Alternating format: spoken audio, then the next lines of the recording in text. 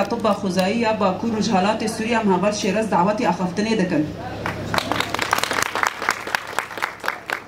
دسيردا أم بخير هاتن حموها فلادكن أم دبيجن بخير هاتن هنجارك دين دسر سرما وسر شعبي ما هاتن راستي دمت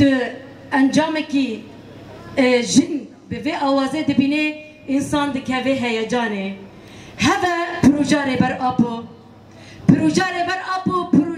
جنه و مجی سوز دایره بر آپو مگوتیه حتی نقطه خوند جانه مدو هیا اما شبدار ریا تبن و شبدار پروژه تبن دسیره دا ام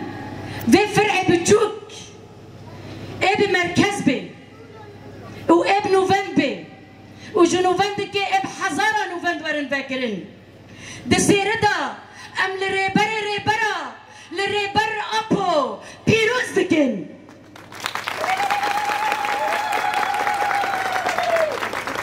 إيجو هشتي أم فيروية ببينن وأم بروجا أفا بكن تختري ماما زنا تختري ما إيجو هشتي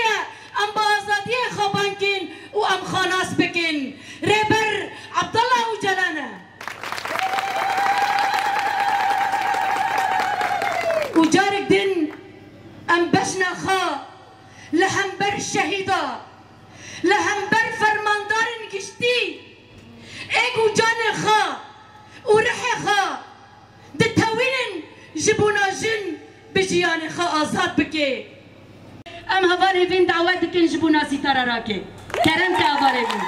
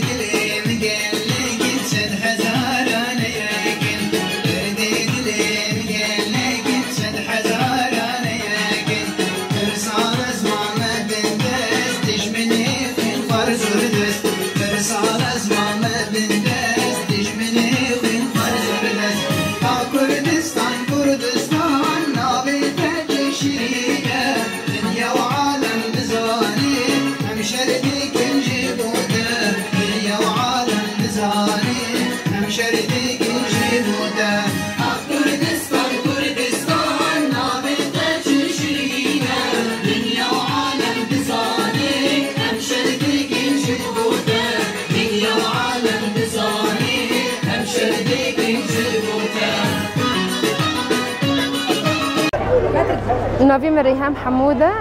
لجنة صحة كردكان باشا طباخ خزاي هيرو مع فرعك عجار باكر اي طباخ خزاي وهم كلاكي مساجي هاي علاج فيزيائي هاي بوتشك هاي نوفك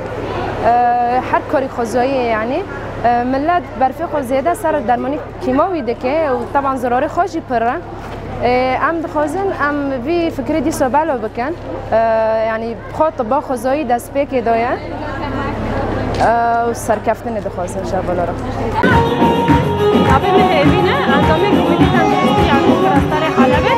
البروجي عن بس طباخ خزائية ما بي بسي ما تخص عن ذاكن جبو عن فكرة طباخ خزائي عن بالا كرناف جباكي عن جن ديسون جاكن طبيعات كونيتيك بكن